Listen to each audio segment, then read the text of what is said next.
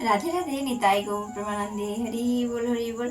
তো আপনাদের সকলকে স্বাগত জানাচ্ছি আমাদের আদরের কানাইলালের চ্যানেলে। তো এখন আমার কানাই সোনাকে ঘুম পাড়ানো হবে। তো একটু আগে আমরা অফিস থেকে বাড়ি এসেছি, বাড়ি এসে সোনাকে ভোগ লাগানো হয়েছে, আরতি হওয়ার পরে ভোগ লাগানোর পর এখন সোনাকে ঘুম পাড়ানো হবে।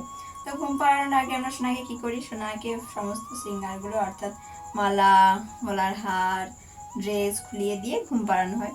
তো এখন আমি সোনাকে ঘুম পাড়াবো। ঘুম পাড়াতে পাড়াতে আমরা একটু ভোলেনাথ সম্পর্কে জেনে নেব। যেহেতু শ্রাবণ মাস চলছে, আমরা সবাই জানি যে ভোলেনাথের জন্ম মাস এটা।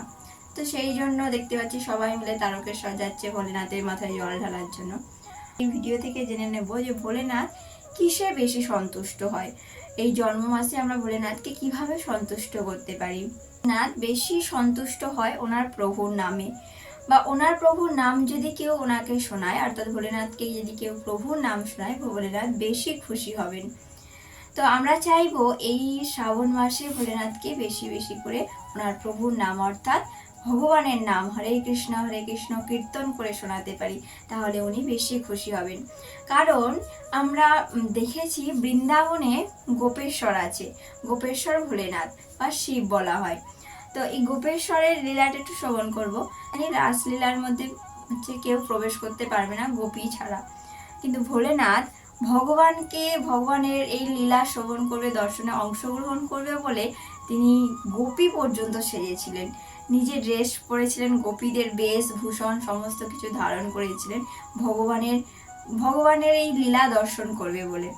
তাই ভোলেনাথ বেশি সন্তুষ্ট হয় তার ভগবানের নাম কীর্তনে, নৃত্যতে বেশি সন্তুষ্ট হয়।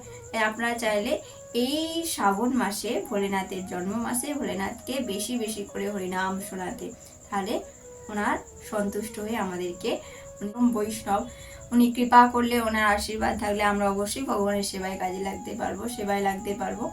সবাই মিলে ভোলেনাথকে তার প্রভুর নাম কীর্তন করে শোনাই। তা এখন আসছি, আমার সোনাকে ঘুম পাড়িয়ে দিই। রাধে রাধে, নিতাই গৌর প্রেমানন্দে, হরি বল। সোনা এখন ঘুমো ঘুমো করবে। জয় রাধে।